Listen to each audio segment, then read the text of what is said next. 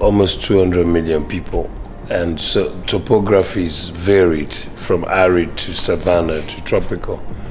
We have to promote Nigeria more. You got to get a journal to see the a full list of proper sites in Nigeria where you will be amazed. I'm telling you, Adamawa states. You got to see the gorillas in Bauchi that run freely in the bushes with the elephants. There's so many sites in Nigeria, but we've not really harnessed. We've not harnessed them. We take them it's just there.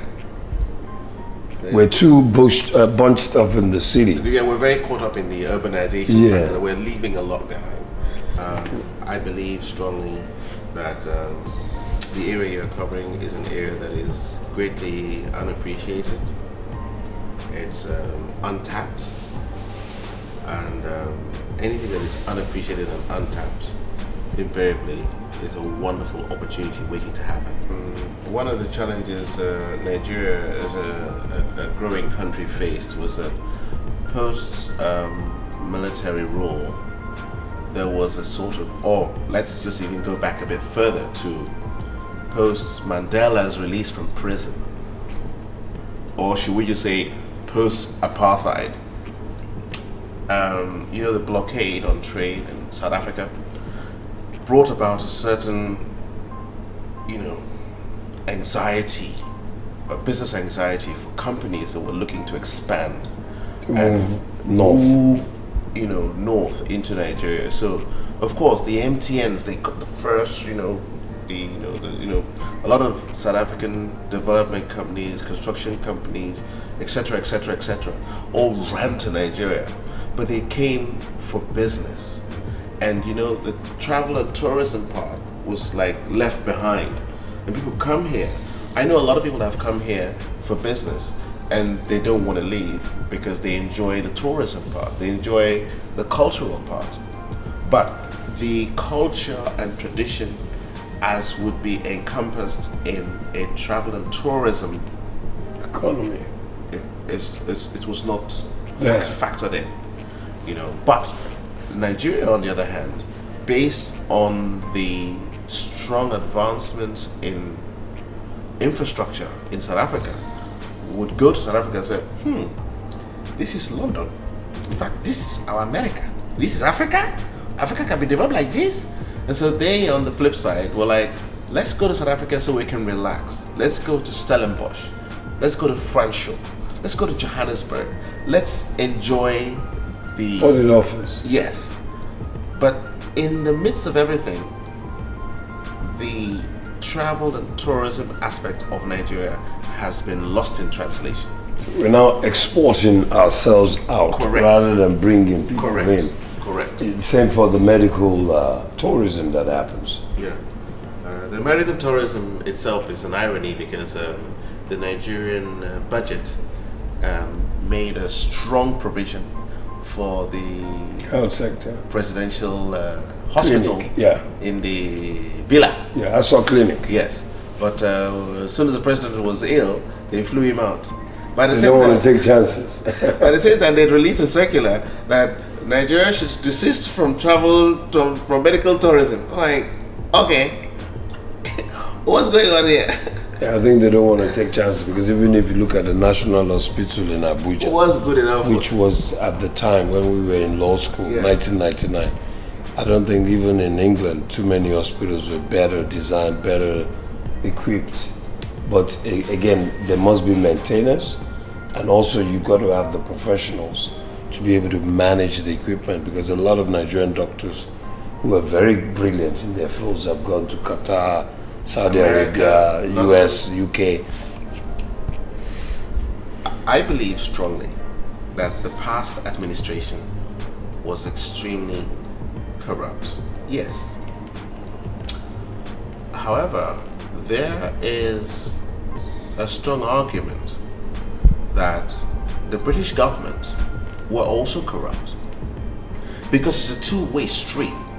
The corruption and the corruptee. You can't take 5 million, 10 million, $20 million from Nigeria and transfer it to London, and the British government don't know what's going on. There's a corruptor and there's a corruptee. That's what President Obasanjo said. Correct. Now, it's a two-way street. It's a two-way street. It's the same thing with 419. Hey, I have access to $20 million of Nigerian money. I need someone to move it quick. Can you, as a white man in America, help me take this stolen money out? Yes. Okay, if I'm going to give you this money, just give me $200,000 because I need that to pay the taxes on the money. So they can get to you, and then you give me the $200,000. I'm like, hello, I didn't get that money anymore, but the $200,000 I still got it. So you've been defrauded because you were trying to defraud me because I was trying to defraud someone else. So we're all defraudee. The defrauder and the defraudee, everybody should go to jail. Both he who was defrauded, that's the way you're gonna stop 419. But you know what? No, it's only Nigeria that is corrupt. But you know what? Let's even park that and focus back on the current administration. President Buhari, out of the goodness of his heart, was trying to fight corruption. But corruption fighting should not be the announcement of your government. You just set up a body and fight it, and then focus on policies that will grow your economy, focus on policies that will democratize the available resources for the people. We're a country of 200 million people. We have education issues, we've got medical issues, Medicaid issues, we have resource issues, we have infrastructure issues, a lot of issues that you can publicize which will attract investment.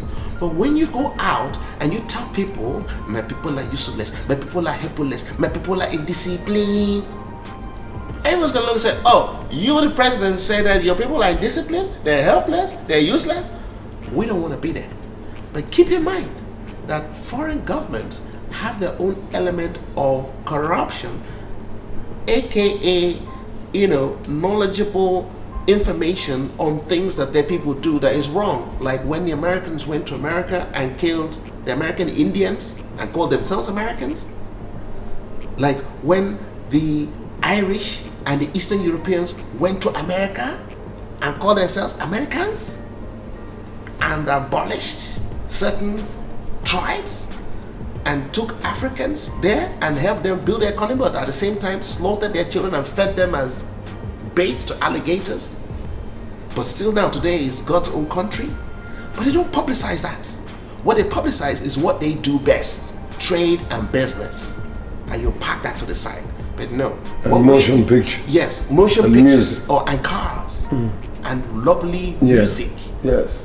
But what we do as a nation, what we do as a nation is that we go and tell them, no. We're the new government. We're here to fix things because we're corrupt. We're bad people. We're indisciplined. That's why we're here. Investors are going to be like, hold up. Wait a second. I don't think these people know what they're doing. Let's get out of here. When we realize that they know what they're doing, we're going to come back.